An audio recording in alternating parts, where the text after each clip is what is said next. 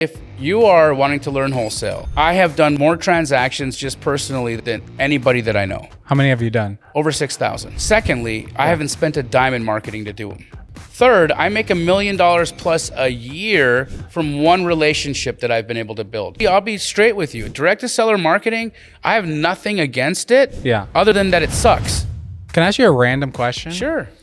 Have you ever had a religious experience? Massively. Can you talk about it? That's such a weird question to ask me. Why?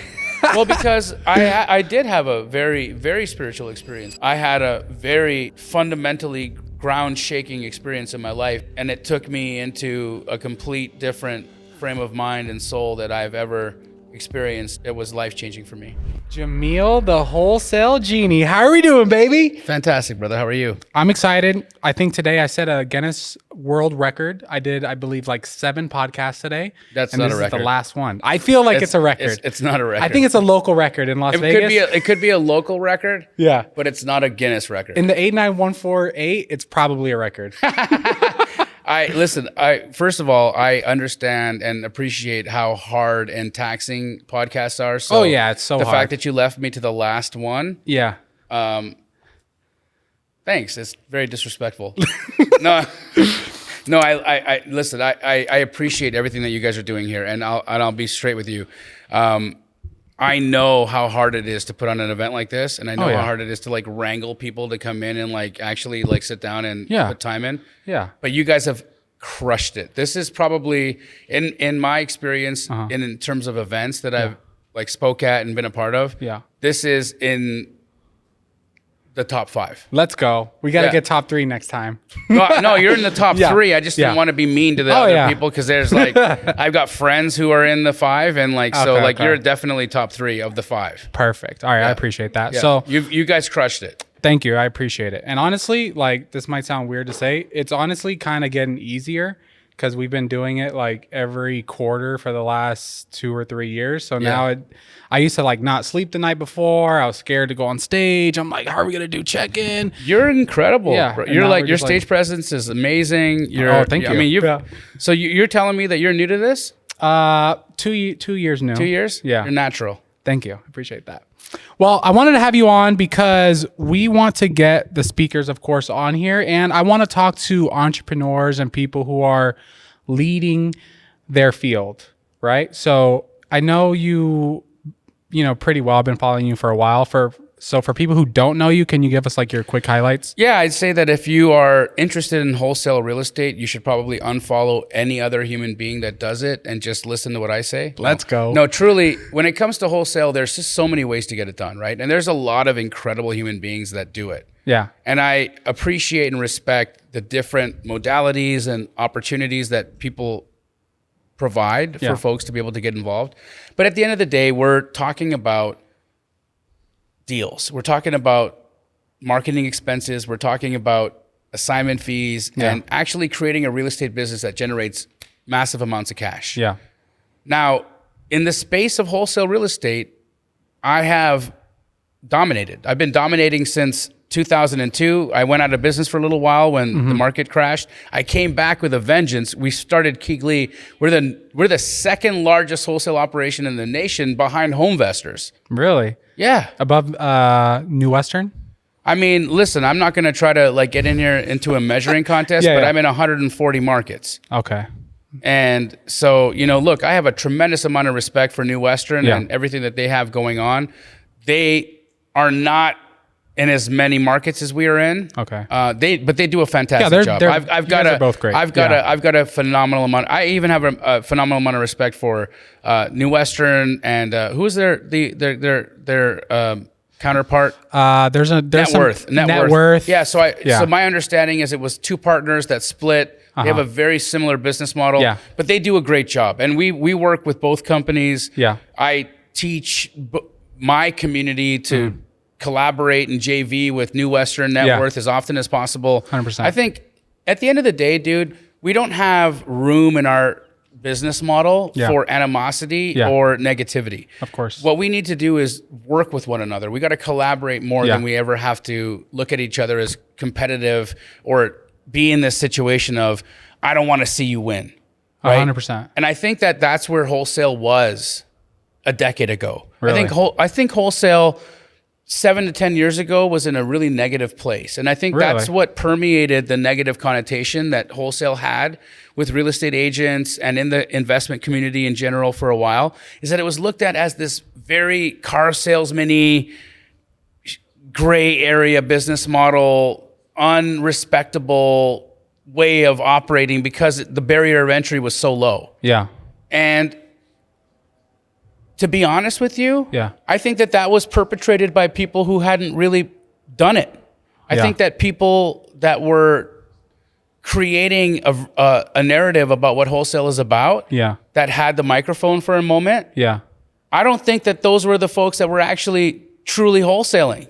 Because this is such a collaborative business. It's such a wonderful sandbox to play in. Yeah. And I've made so many friends, and I've seen so many competitors get together and play well with each other. Yeah. That it actually like bothers me that there was this old guard of people that said wholesalers should be very ultra competitive, like, you know, stab each other in the back, be really like go after each other's deals, do whatever you can possibly do to get the contract. Yeah.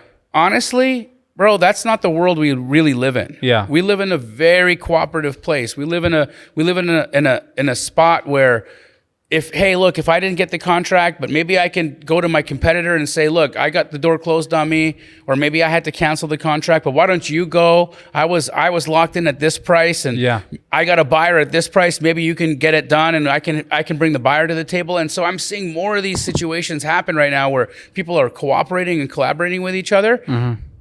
In my opinion, that's where business is headed. I think business is headed into a place of helping each other, working together, expanding with each other, growing with each other, not taking away from one another. 100%. I mean, I've only been in the wholesale space maybe since 2019. So, I mean, that's a long time. Yeah. Look, if you make it past 6 months as a wholesaler, you're a wholesaler. Yeah. Well, damn, that's good. I'm a good wholesaler then. But where's your tattoo, by the way? No tattoos yet. I gotta get a tattoo soon. It's a like fundamental requirement for wholesalers is a tattoo. We'll go after this. I'll get a name tatted. Yeah. But so I mean, I started in 2019, and I actually what introduced me to wholesaling, I think, was Steve Trang. So I knew Ryan, and Ryan was already teaching me about flipping, and then I heard Steve Trang, and then obviously came across you, and I remember seeing your ads and Josiah's ads. Yeah, Josiah's my business partner. Funny enough, I actually mentored Steve Trang. Really? So I taught Steve Trang what wholesale was. Oh, okay. Steve Trang and I were in a transaction together. Uh-huh. He was a retail real estate agent before he ever went into the space of wholesale. Yeah. And he had a property that he put on the MLS. Yeah. And you heard me speak today, and I talked about there's so many opportunities available on the MLS, working through real estate agents, growing your network and expanding through free marketing channels to get deals. Yeah. And so I had this incredible opportunity to work with Steve on this property that he listed in a C-class neighborhood in Phoenix, Arizona. Yeah. And he thought he overpaid for this house. He bought it and closed it. Yeah. And he was just desperately trying to sell it on the MLS. And he put it on, and I looked at it, and I knew I had a buyer for it. So I can still remember a lot of the details of the deal, but he had listed it for $106,000, and I put it under contract at $106,000, and I sold it at $116,990. Okay. And he was shocked. He was shocked that I made $10,000 above what he had paid for the house. Yeah. Because he thought nobody was even going to pay him $106,000 for the home. Yeah. And so after we did the deal, Steve reached out to me and said, I saw that you had an assignment fee. I saw that you wholesaled the house. How? Mm-hmm.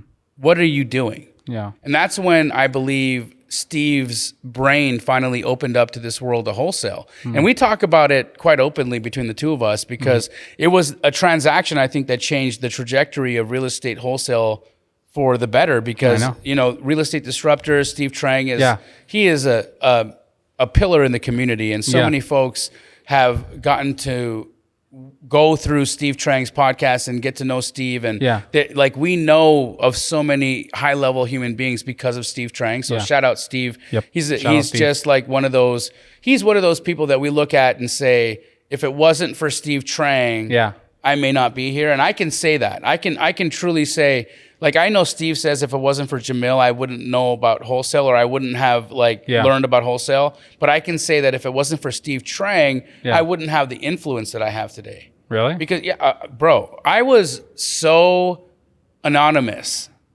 I was allergic to attention. I didn't want it. And what ended up happening is Brent Daniels and I ended up on a podcast, and he said that I had a responsibility to share what I had done. Yeah. Pace Morby, as we all know, is a GOAT. Yeah. When he first met me, my profile photo was an owl on Instagram. He told us that. Right? And so here I am in this world of, Steve Trang has this poppin' podcast. The person that's becoming my best friend is already popping on social media, because Pace was already popping on social media. Like he may or may not know this, but there were a lot of people that were following him just because we like looking at the pictures of the house porn. Yeah. He was doing such a fantastic job as a remodeler that we were just looking at his IG for ideas for what to do in our projects. Yeah. And so Pace, and he had a beautiful reputation in the city as just being an honest, good, reliable, respectable contractor, which, for the most part, contractors run Ponzi schemes, right? When you meet a guy who has a reputation like Pace, you're like, I got to get to know the guy, you know? Yeah. What about, so this podcast might jump all over the place, but I learned two things from you, actually. So the first one, the very first time I seen you, I think it was an ad. And I was like, okay, what is this guy talking about? Something about wholesaling. I clicked on the ad. I watched the VSL. Now I know what these are. And then I signed up, and I remember I watched another video about bandit signs, and Josiah was picking up bandit signs and throwing it or something like that.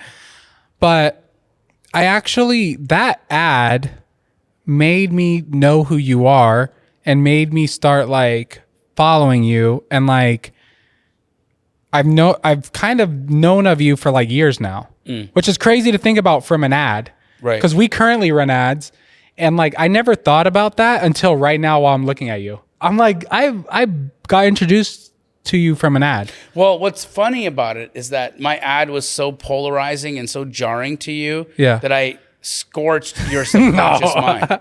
No, I'm really though, right? Me dancing on a table topless. No, it wasn't that one. It wasn't that one. But I'm just saying, I've ruined so many dinners. I've messed up so many people's lunches or whatnot just by doing that. But at the same time, look, I'm not for everybody, and I get it, right? Yeah. But here's what I see. I think that if you are wanting to learn wholesale, I have done more transactions just personally than anybody that I know. How many have you done? Over 6,000. That's a lot. Secondly, I haven't spent a dime in marketing to do them. Yeah. Third, I make $1 million plus a year from one relationship that I've been able to build. And I don't know a single wholesaler that can say that. Mm-hmm. I don't know a single person in the business that can have that type of clout. Yeah. Not only that, but I built a company that has over 140 franchises across the nation, and they also have $0 in marketing spend. Yeah. They're also ultra successful. Yeah. So there's something to it, right? It's not that I'm selling a concept that's not productive or lucrative. Yeah. Because I said something on the stage today that I think probably pissed off a good quarter of your vendors.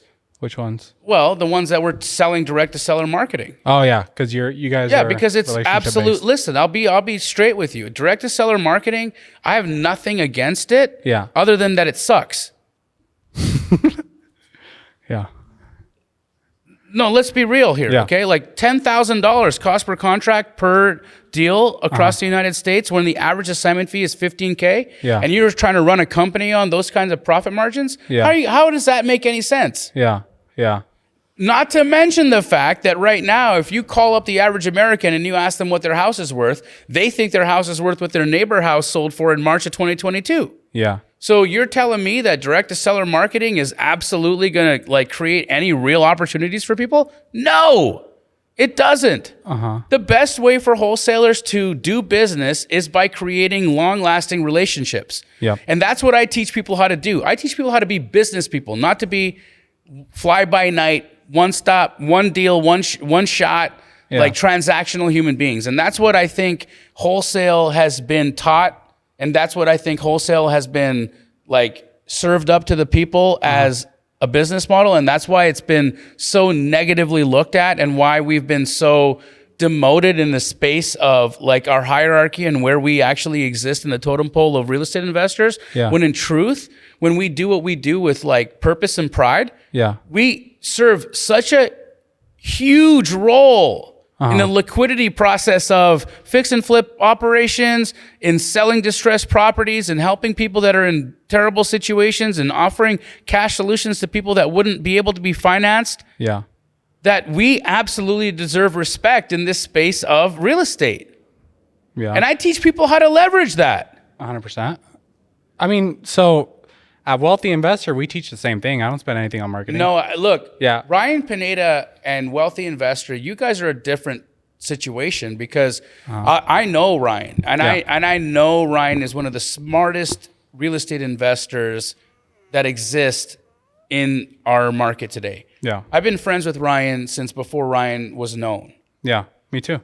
And I can tell you that Ryan is one of those people that he's not married to anything that doesn't produce results. 100%. So on his presentation today, he had actually dedicated an entire slide to JV. That's what the fundamentals of what Keyglee was built on was JVing.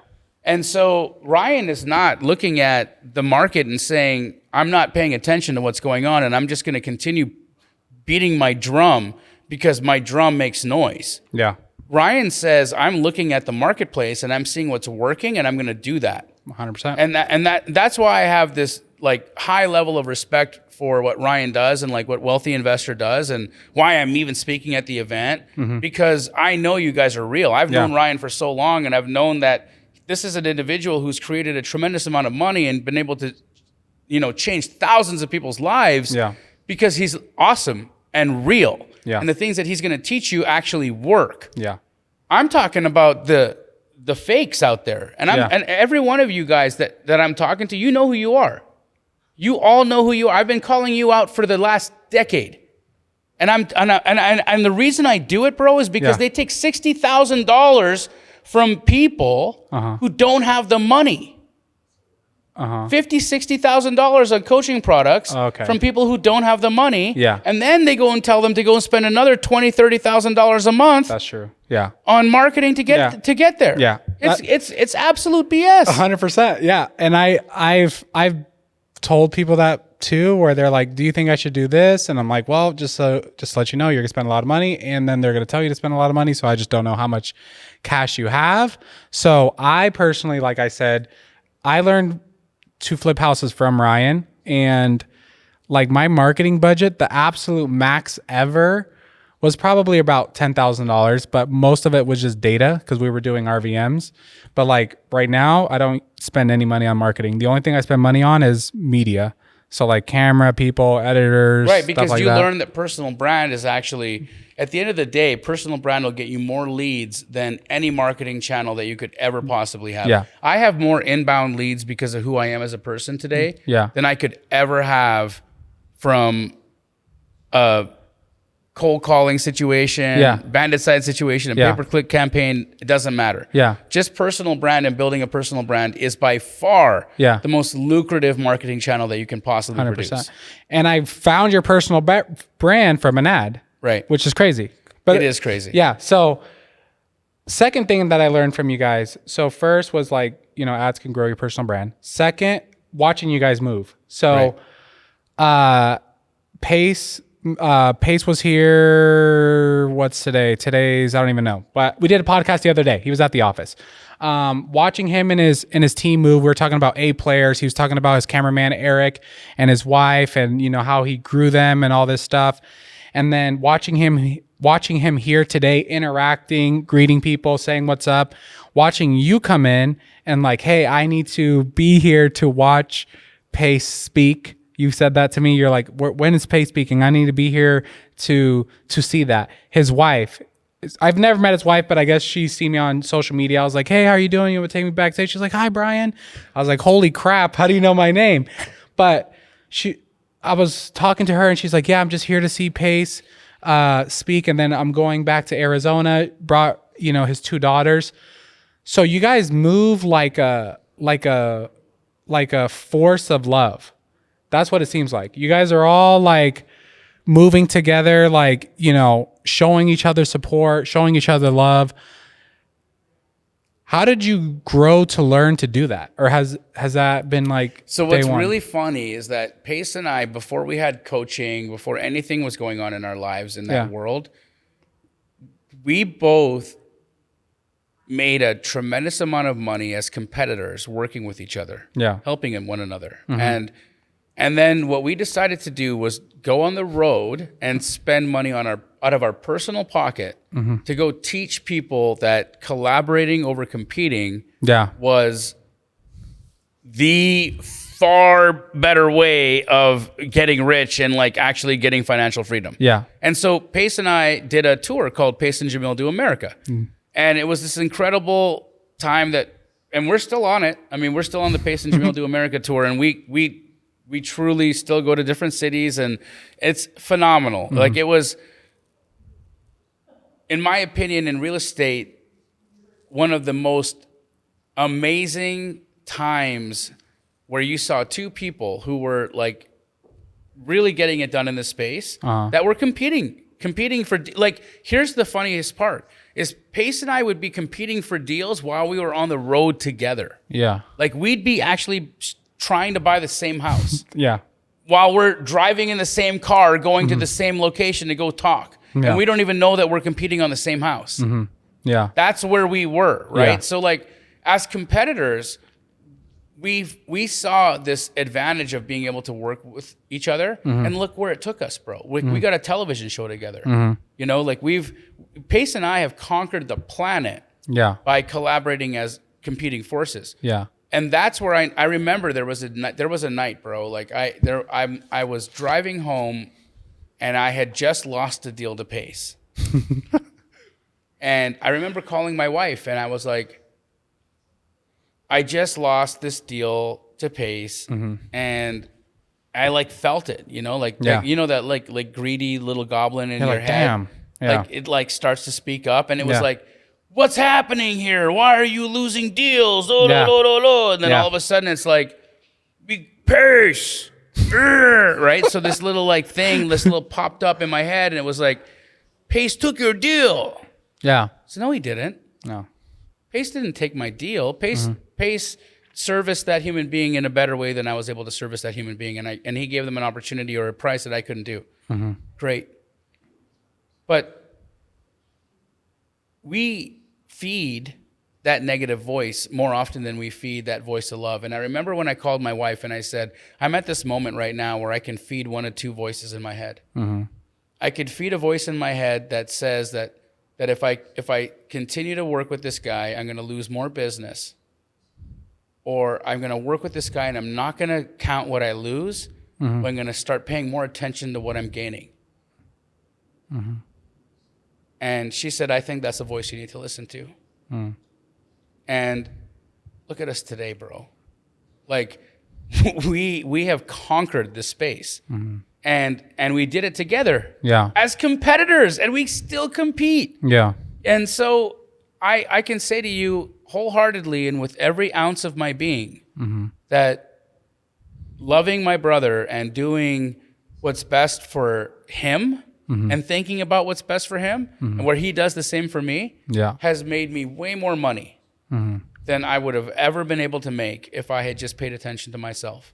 Okay. That's why we love, that's why we move in love. That's why when you see that, when you're like, wow, I'm moved by the way that these guys move, right? Yeah. Like I'm not, because I'm unwilling to spend time when he's talking. Mm-hmm. I'm not going to be unpresent from what he's doing. I'm there. Yep. I'm watching him. I'm supporting him. I'm cheering him on. I'm filming him. I'm making sure that he knows I'm in the audience. Mm-hmm. I'm making sure that people see that I'm in the audience, supporting my brother, cheering my brother on, and letting everybody know this is what collaborating and loving each other looks like. Mm-hmm. It's not this BS that we pretend because here's the other piece about friendships, mm-hmm. is that for the most part, we fake it. A lot of people do, bro. Like what? I don't know. A lot of people just pretend to like each other. Okay. But why would they do that? Well, for benefit. I get it. For money, stuff like that. For benefit? Yeah. People pretend all the time for benefit. Yeah. All the time. I'm talking about just like peeling back all the layers of BS that we like tend to see. Yeah. In this whole game. And like, why don't we really look at what this looks like in a spiritual way? Yeah. When you're looking at this from a place of where God lives, which is mm-hmm. all love. Yeah. Right? That's what I'm talking about. This is the energy. This is the space that Pace and I live in. Yeah. How did you get in that space? Loving him. But what, like, have you, like, okay, before you met Pace, were you just in that space? No. Have you been in that space forever? No. How did you get into that space? It was hard. It was really hard to get into that place because, like I said, I called my wife and I had a real, like, moment. I had a moment with it. I was like, I don't know what I'm going to do. I feel like if I continue to hang out with this guy, I'm going to lose more and more business. Yeah. And I made a choice. Yeah. Can I ask you a random question? Sure. Have you ever had a religious experience? Massively. Like, can you talk about it? That's such a weird question to ask me. Why? Well, because I did have a very, very spiritual experience, brother. I'm raised Muslim and I believe in Jesus. Okay. I had a very, very fundamentally ground-shaking experience in my life that, like, I saw Christ. Okay. And it took me into a complete different frame of mind and soul that I've ever experienced, and it was life-changing for me. What, like, were you praying? Were you, like, can you tell the story a little bit? I was praying. I was in prayer. I was in probably one of the worst moments of my, like, times and experiences in my life, and it was one of the, like, hardest moments that I think that I'd ever been in. I grew up in a really terrible neighborhood with terrible people and violence and all kinds of things, and I was really mad and I was really angry. Yeah. I was really angry at God, to be honest with you. Yeah. I just couldn't understand, like, why, like, I was in this situation and in this world and in this life with all these people and all this negativity and all these things and like why like I was just really questioning everything, you know. And I had a soul shaking experience, man. I don't even know how to say it. Like some people call it like enlightenment or whatever you want to call it. I don't know what to call it. I have no idea what to call it. Yeah. But what I can say is it's fundamentally changed me. It's changed how I move in the world. It's changed how I work and how I act and how I coach and how I treat live people. And everything. Everything has been moved from that moment. Yeah. I think so. I've had what made you ask that? Because just the stuff that you're saying, like how you moved into this different space, and I feel like I was talking to Ryan and I asked Ryan before the same question because I've had stuff happen to me where I was like, have you ever had like a religious experience? And he was like, yeah, like I can't tell his whole story, but like it was him and his wife. I guess he got laid off from the baseball thing and he was just like, God, like, what do you want me to do? Like, I don't know what to do. I've been traveling in baseball. I'm not making any money. And he asked God, like, what do you want me to do? And then he said God told him real estate investing. And then he turned on the TV, and I might be butchering the story, but I remember the real estate investing part, and he turned on TV and it was like an info for some education. And he was like, I'm just going to try it. And that's what sparked the real estate investing thing. For me personally, I remember like I was going to college, working 2 jobs, single dad, doing all this crap. And I was getting in my car to go to college, and God said something like, he said something like, what are you doing? Or like, why aren't you paying attention to me? And I just started crying, and I like had to pull over, and I was just like crying super hard. And I have never had something like that happen to me before, but I'm like, so what the hell? Mine happened over 3 days. So you saw Christ for 3 days? No, I heard a voice. Like, and here's the thing, like the voice that you're talking about. Yeah. It stripped everything fake out of me. Yeah. Because I was so full of crap prior to that, like lying or lying to myself or lying to other people, and just like a phony plastic person. You know what I mean? Which I think 95% of people are. Yeah. You know, and I'm sorry if that's you listening to this right now, and if you're resonating with this, and like there's a part of you that says, "Yeah, I lie a lot." Well, maybe this is for you. Look, I didn't naturally get out of that spot. I got rocked out of that spot. I got rocked out of lying to myself. I got rocked out of lying to God. I got rocked out of it. Yeah. Right? And I remember coming home and like literally crawling into my mom's lap and crying. I was bawling my eyes out. And she didn't understand. She didn't understand what was going on. She didn't ask me though. She didn't say like, what's happening, son? Like, like, are you okay? Like, I just came home and I just started crying, and I, you know, I was in maybe I was maybe like 19, 20 years old. Yeah, I was about that age. And I just crawled into her lap, and I just like put my head down in her lap, and I cried and cried. And for a couple of days, I was getting stripped, bro. I was getting stripped of everything from me that was fake. Yeah. Everything from me that wasn't real. Everything from me that wasn't true. Yeah. Fell off. Yeah. That's crazy. All right, I don't know. Okay, wealthy way. So, so the point of switching Future Flipper to Wealthy Investor was to live the wealthy way. I understand exactly. Yeah, I love it. I think it was a great brand move on your guys' part, because it's not about flipping. It's about wealth. And I 100% agree with what you guys are about. Yep. I think that, you know, Ryan, yourself, and the rest of the team. I mean, you guys do a phenomenal job, bro. And I will say this. I have known Ryan, again, before people knew Ryan, and Ryan has always been one of those people that got it done. Yeah. Like, he's a real investor. He's not an influencer. Yeah. He's a real business person, a real investor who gained influence. 100%. He's not somebody who had influence who then decided he needed to like have substance. Yeah. Right? Which is such a beautiful dichotomy, because for the most part, what we see in the world right now is just like phonies that are like trying to create substance to talk about. Yes. And so why I support Ryan, why I'm even in a place like this, is because like you have to support people that are of substance and that are of like come from a real origin. Yeah. Especially if that's where you're from, you know? And so for me, I mean, I thought I'm honored to be asked to be a part of this. It's not even about supporting. I feel honored that Ryan calls and says, come be a part of this and be involved in this, because I love Ryan that much. I look up to Ryan. I think he's an incredible human being. But he's a man of God. He's a family man. He's a father.